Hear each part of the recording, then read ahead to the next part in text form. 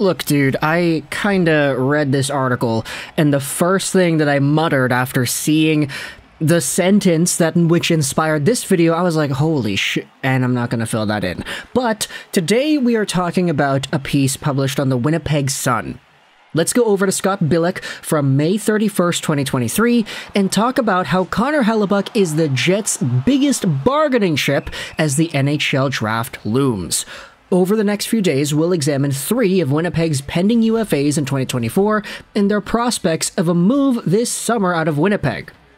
We will look at the teams that make the most sense as trade partners and the possible return pieces for the Jets. So that's pretty normal, right? Regular Jets article, they're talking about their pending UFAs and they're talking about potential trade scenarios. So why is this such a big deal? Well, if you go down and you scroll throughout this piece, this is what is highlighted in the article. It's a very strange sort of formula, I'll admit that right here. Crucially, for a Jets team that may be forced into a rebuild depending on how situations with other assets go, like Scheifele and Dubois specifically, Connor Hellebuyck, their goaltender, projects to bring in the biggest haul for a team looking to rebuild, and even one that may retool on the fly. And so, instead of directly talking about just Connor Hellebuyck, as the article's title insinuates, the article goes out there and talks about a rather different set of teams. This piece goes over the Senators, the Sabres, the Kings, and then it goes over to the Red Wings at the very bottom. Thoughts on other teams. There's a commentary done on New Jersey as well as the Wings. Let's go out there and read what it is the Red Wings paragraph goes out there and says. In theory, it makes a lot of sense. Connor Hellebuyck is from the area, and the idea of taking the hometown team back to its glory days is storybook stuff. But what would Steve Yzerman be willing to part with? Moritz Seider? Not a chance. Lucas Raymond? Ditto. Prospect center Marco Kasper, though, goalie Ville Husso, and Detroit's 9th overall pick next month, you'd certainly pick up the phone.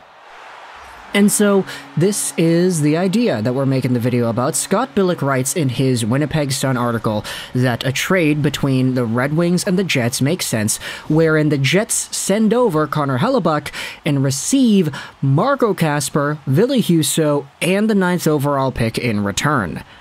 Now I know what my reaction was when I first read that sentence. Holy crap. Firstly, no, I'm not doing that trade. Secondly, yeah, we're making a video about that.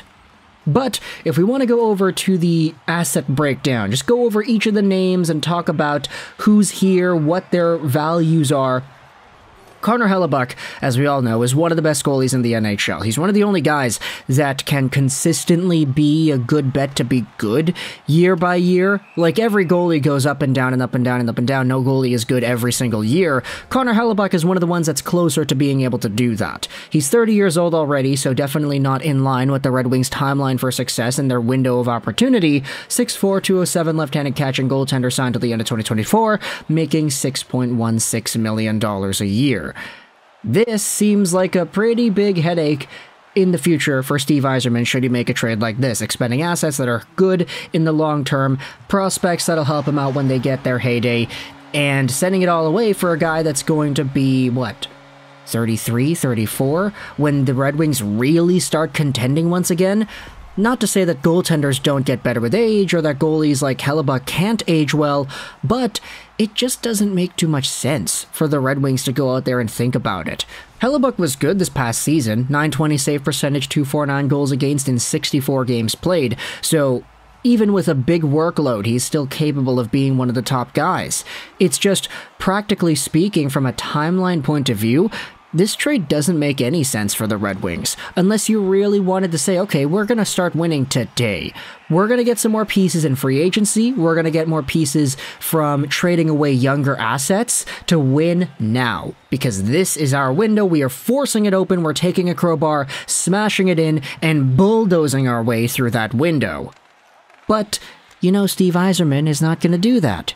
They just traded away Tyler Bertuzzi. They made all these moves at the deadline to get younger assets and to get rebuilding type pieces. And with these moves, Steve Yzerman was essentially saying, we're going to wait.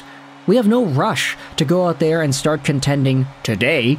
Like, we'll wait for everybody to become their best, and Larkin is going to lead the charge, and Raymond and Seider and Edvinsson and Sebastian Cossa, all these guys are going to come in here and work to be better as they get older. and they're going to experience this process together. There's no need to go out there and trade away Marco Kasper in the 9th overall pick in the 2023 draft to get Connor Hellebuyck, whom you're going to have to re-sign in another year, and who's going to get a lot of money because he is really talented.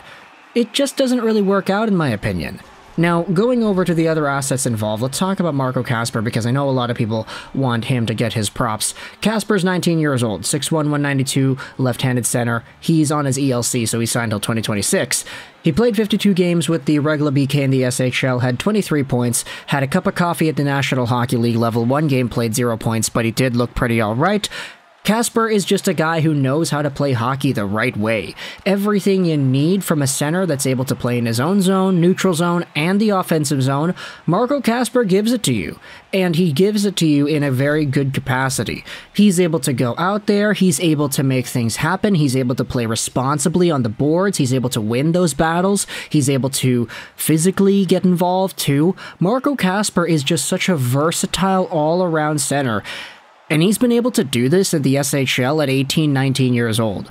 There's a very good profile here that projects NHL level play as soon as next year, if not in 2 years, for Kasper. This is going to be a very solid middle to top 6 center in his prime, and the Red Wings have him right in the palm of their hands. They don't need to go out there and make any sort of a trade. Furthermore, Ville Husso, I mean, okay, that's just the goaltending balancing out the goaltending because you have to have a goalie for goalie in these trades. He's been pretty alright. I mean, a lot of Wings fans are going out there talking good things about Husso for next season, so I definitely don't want to be the guy to slow him down. Husso is not necessarily young either, he's 28 years old, but for what he provides, he's pretty okay.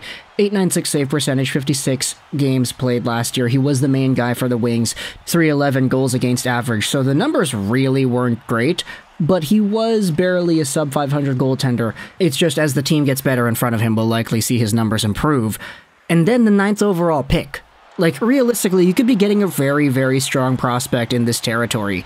From the Dvorskys to maybe the Oliver Moores and the Sandin Pelikas, if you really wanted to go right-handed defenseman there.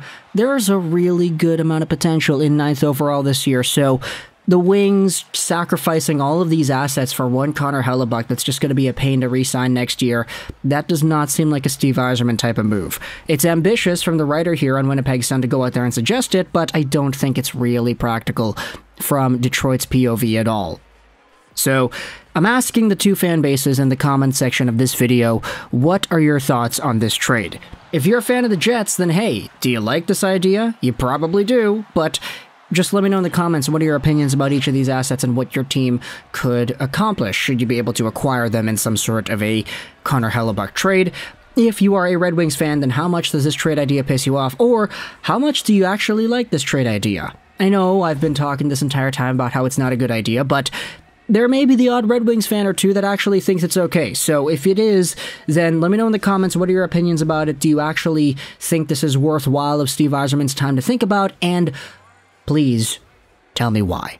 Ain't nothing but a heartache. Let me know your thoughts in the comment section below. Again, the article will be linked in the description if you want to go ahead and read what it is that this writer goes out there and talks about when it comes to Connor Hellebuyck getting traded to other teams. The Kings, the Devils, what other teams are mentioned in here? Let's just scroll through it real quick. Kings, Sabres, Senators, Devils, and the Red Wings. So there are a whole bunch of Connor Hellebuyck trade ideas and proposals made in each of these subsections, so we can make more videos about it if you really want to. But either way, you can let me know your thoughts in the comment section below. I hope you enjoyed this video, and bye.